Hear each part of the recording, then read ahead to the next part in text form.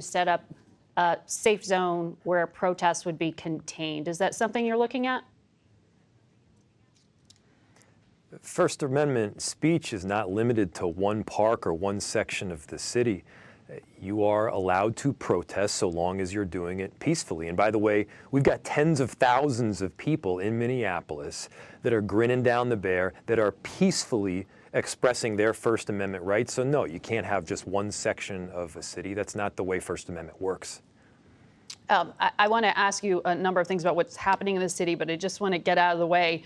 These reports that have been in the press since Friday, that you and Governor Tim Walz are under federal investigation. CBS reporting is that this is for alleged conspiracy to impede immigration agents. The Deputy Attorney General also said earlier this week he's going to stop you, quote, from your terrorism. Have you received any subpoena or any official notice that you are under investigation, and if so, for what? We have not received any official anything at this point. And so I can't comment on what I don't know about. That being said, this whole dynamic is deeply concerning because supposedly they would be coming for me and targeting me for something that is core and critical to my job as mayor, and that is speaking for my residents and my constituents. That we are at a place right now where the Department of Justice or the federal government could be coming after senators and governors and mayors simply for speaking for their respective constituencies and disagreeing with this federal administration. I mean, this kind of thing happens in other countries. This cannot happen in America.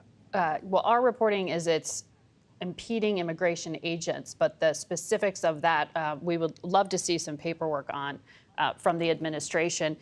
In terms of what's happening in your city, the Minnesota National Guard was mobilized Saturday by the state, which the police chief supported as potential support for his local law enforcement. They have not been deployed.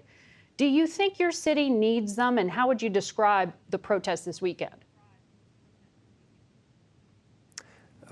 We are doing the work to keep people safe in our city, and specifically, it is our local police officers. It is the state of Minnesota and our governor. We are doing everything possible to keep the peace, notwithstanding this occupying force that has quite literally invaded our city.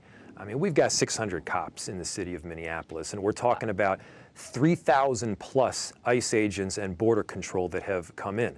They're not making our city safer. In fact, our city has been safe. Crime is down in virtually every category and virtually every neighborhood of the city.